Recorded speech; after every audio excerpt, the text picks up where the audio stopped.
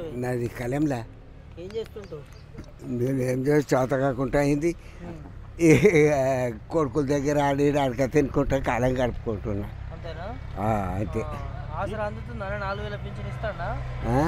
4,000 pension వస్తుందా ఏమన్నా? నాకు పింఛన్ వస్తున్నది. అంత 4,000?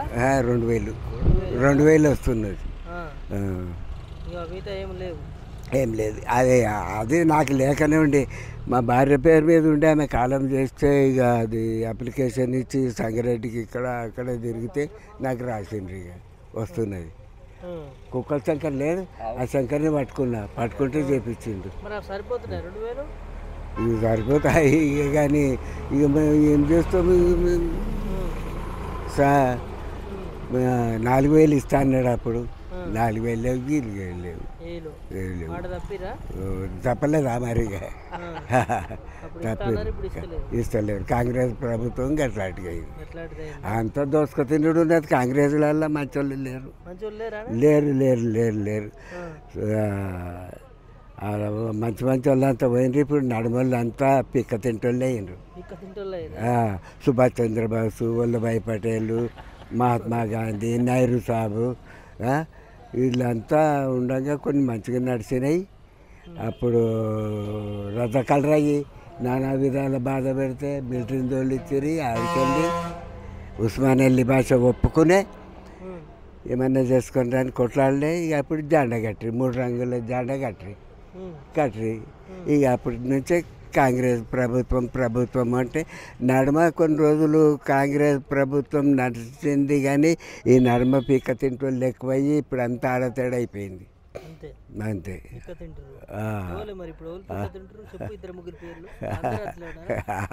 అందరూ అట్లే ఉన్నారు. ఒక పాట చదివినట్టు లీడర్లు అంతా ఇప్పుడు వచ్చిన వాళ్ళు కూడా అంతే. ఎవరిది వాళ్ళే చదువుకున్నాడు. పేదల ప్రభుత్వం, ప్రజా ప్రభుత్వం అంటారు. గట్లా పేద ఇప్పుడు ఆడవాళ్ళకు అది గొప్పతనమా? అది వాళ్ళే ఎక్కుతున్నారు. ఇప్పుడు యాడికెళ్ళి పొట్టంచేరు బాబుతాలకి వెళ్ళి శనివారం రోజు వచ్చి ఇక్కడ కూరగాయలు కొనబోతారు. కందిలా ఆడవాళ్ళంతా టికెట్ లేదు కదా, వస్తారు. గట్లా చేసిండ్రు వాళ్ళంతా.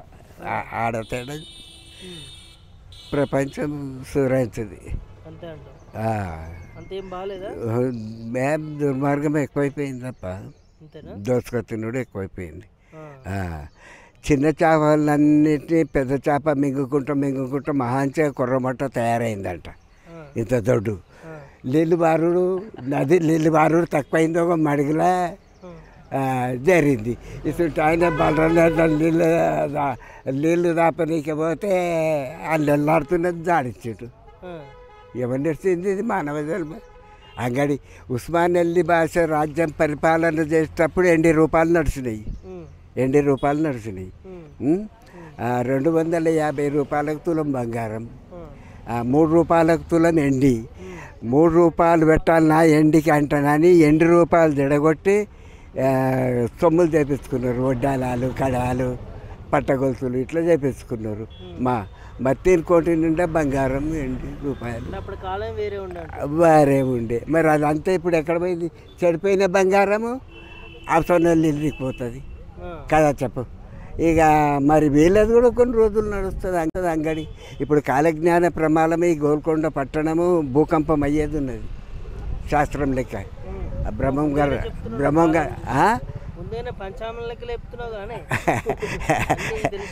కాలజ్ఞానము బ్రహ్మం గారు రాసి పెట్టిండు కాలజ్ఞానము.